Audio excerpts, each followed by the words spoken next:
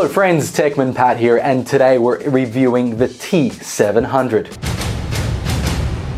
And no, it's not the Cyberdyne System Series 700 infiltration unit, it's the PCIe Gen5 2TB NVMe M.2 SSD from Crucial, the ultimate PCIe Gen5 SSD with speeds of up to 12,400 megabytes in sequential reads and up to 11,800 sequential writes. And in this video, because of these high scores, I'm going to call them gigabytes per second. Why not, right? Now, huge thanks to Crucial for sending me the T700 for review. Check out the detailed links below, and let's get started by rolling the intro.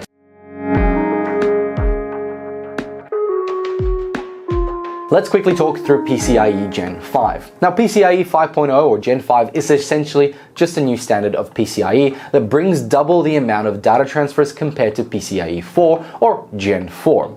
Now, this enables high performance on pretty much every kind of device, but especially SSDs and to a certain extent GPUs via Microsoft's direct storage. We'll talk about that in a second. Now, seeing a doubling in bandwidth is actually pretty regular and happens every 4 years or so. And Gen 5 is expected to deliver theoretical read speeds of 14 gigabytes a second for NVMe drives compared to the theoretical maximum of 8 gigabytes a second on PCIe Gen 4 drives. Basically double the performance with the same amount of PCIe lanes, which are low latency connections directly to the CPU die. So let's talk Crucial T700. It comes in 3 sizes, 1TB, 2TB, and 4TB. It is, as mentioned, PCIe Gen 5, but backwards compatible to Gen 3 and 4, which is good. Now, Gen 5 is nearly 2 times the speed of Gen 4. There is some caveats, but if we even look back further, it's 22 times faster than Sata. And it's built with Micron's 232-layer TLC NAND 2, utilizing the Phison E26 controller, which can handle the entire 14 gigabytes per second speeds, and a very premium heatsink for maximum heat dissipation. There's really no need for fans, but some airflow through the case is always good. And sometimes, well, there might not be enough room to fit the actual M.2, so take that into consideration. You probably need a heatsink for it. It got up to really high temperatures for me. It supports Microsoft Direct Storage to reduce game texture load times. It has hardware encryption for storage security with TCG Opal 2.01, and lastly, an estimated endurance of 1,200 terabytes with a 5-year warranty. So if you can break that in 5 years, you can get it fixed. So let's talk benchmarks. Now, I want to start with Crucial's P1. That is an M.2 drive I reviewed many years ago now, and it's sitting at 4.8 gig read and 4.1 gig write. Perfect. Over on Crucial P2, which you would have seen a video about also in the same token as the P1, we've got a pretty average 2.2 gig read and a 900 megabyte write. And again, these are pretty old M.2 drives.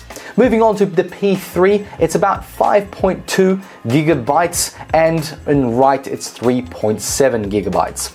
Now, this is where we kick it up a notch. You would have seen a video about Crucial's P5 M.2 drive. If you haven't already, jump into the videos below. This is pretty much the same speeds as a PS5, or very close indeed. The reads are 6.7 gigs and the write is 5 gigabytes a second. Fantastic speeds, very impressed. And again, this is Gen 4, which tops out at 8 gigabytes a second. Now, moving on to the T700. The reads were at 11.9 gigabytes a second and write is at 11.6. Now, the T700 is crushing its competition.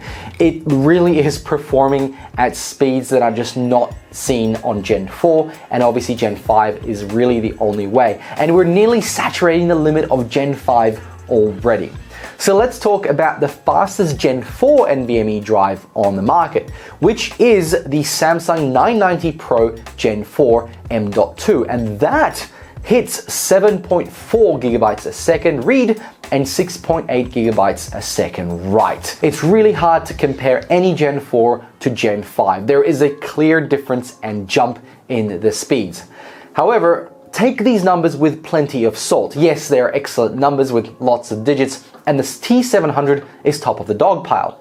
Meaning when you are writing a file or reading a file, moving large files, loading levels for your video games, or watching 4K Blu-ray movies from your hard drive, it's all going to be very fast.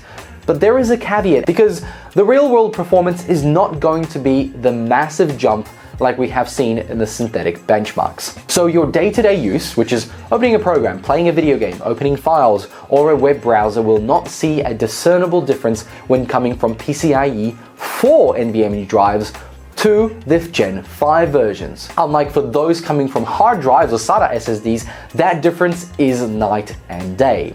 You see, what day-to-day tasks really require is fast, random reads and writes. And those random reads and writes don't have the massive numerical jumps as the sequential read and write benchmarks. Then we have video games. The drive enables Microsoft's new direct storage technology, which is a way to mimic the loading speed of this generation's gaming consoles from their drives. And of course, the T700 from Crucial supports this capability.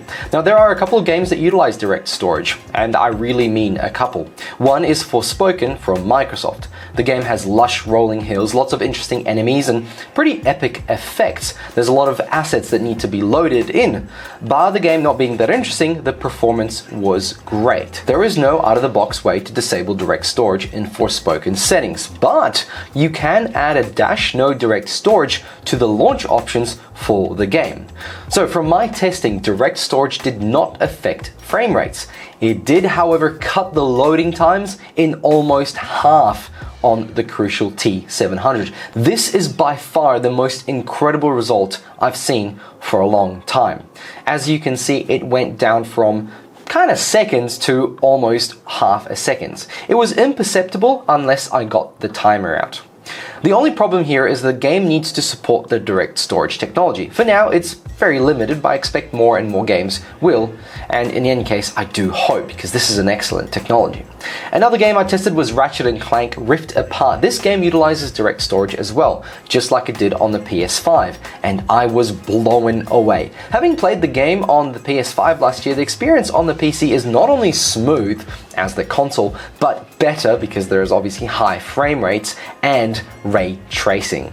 Loading times were the highlight here. They are incredible, and there is no stutter on the T700 when loading game assets, nor during the epic portal jumps that Rift Apart is known for. Unlike with other SSDs who don't support direct storage, they lagged and had to pause and stop to load the next section. There's a lot of pop-in too. Now, I hate loading screens as much as the next Starfield player, so I can certainly recommend the T700 for games that have direct storage enabled. This will bring you an experience that you've never had before.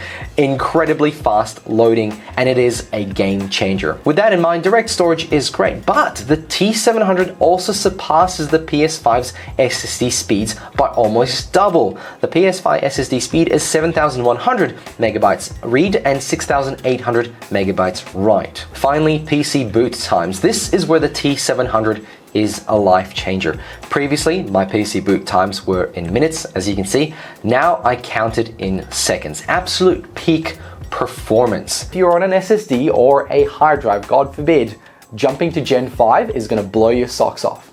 Now, like with any other M.2 SSD on the market right now, you can still overwhelm the cache on these drives with files larger than 200 gigs, where the speed will drop drastically over the first load period where it speeds up and then will drop significantly. Testing a 300 gigabyte file, the drop was nearly 80% in speed after the first 30 seconds. However, this is not a normal use case for most, far from everyday use, and you won't notice it unless you're moving such big files. Now, testing a 100 gigabyte file yields great speeds, which works well in 2023 with most games being under 200 gigs, which will probably change in a few years, but at this stage, it doesn't matter. So to summarize, the T700 is the top dog PCIe 5 M.2 NVMe SSD with reasonable heat dissipation, amazing speed all around, and really it's kind of the first to market for now.